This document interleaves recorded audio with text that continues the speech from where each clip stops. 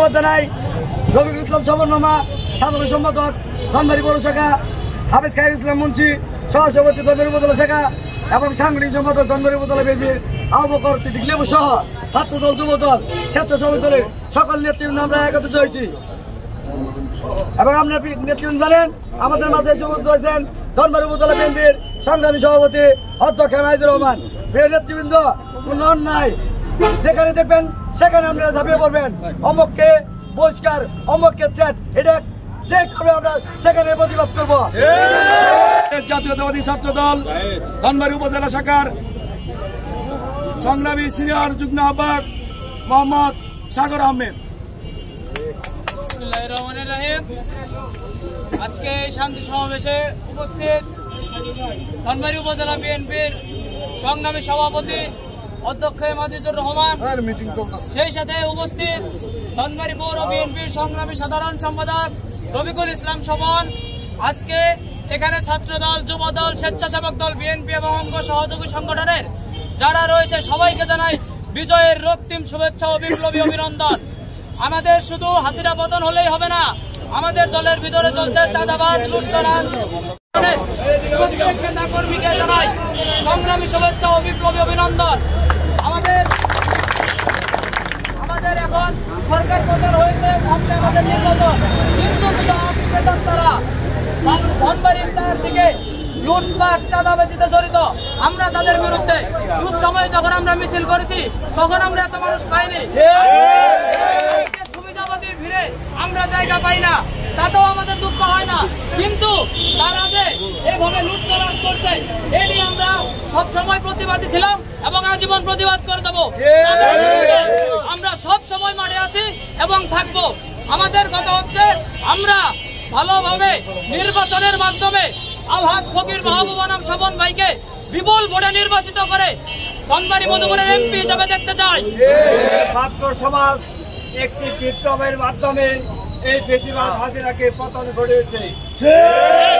সংগ্রামী সাথী ও বন্ধুগণ, এই হাসিনা পতনের মাধ্যমে আপনারা জানান বাংলাদেশের ছাত্র সমাজের অনেক উদীয়মান নেতা, তরুণ প্রতিভান 20 ঢালা রাজপথ, বুকের তাজা রক্ত দিয়ে 20 ঢালা কালো রাজপথ রক্তে রঞ্জিত করেছে।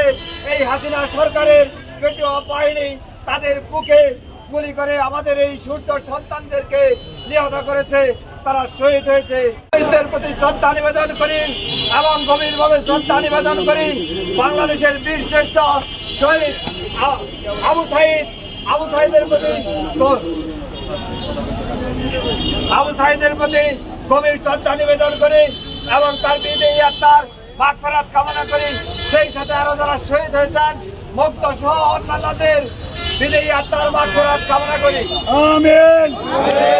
সংগ্রামী সাথী ও বন্ধুগণ, সেই সূর্যকে আমাদের রক্ষা করতে হবে, কিন্তু কিছু কুচক্রীবল আওয়ামী সন্ত্রাসী বিভিন্ন জায়গায় মুখোশ পরে তারা এই আন্দোলনকে, এই ছুবলকে নস্যাৎ করার তালবাহানা করে বিভিন্ন মন্দিরে সংখ্যালঘুদের উপর এবং সাধারণ মানুষের উপর হামলা করতেছে।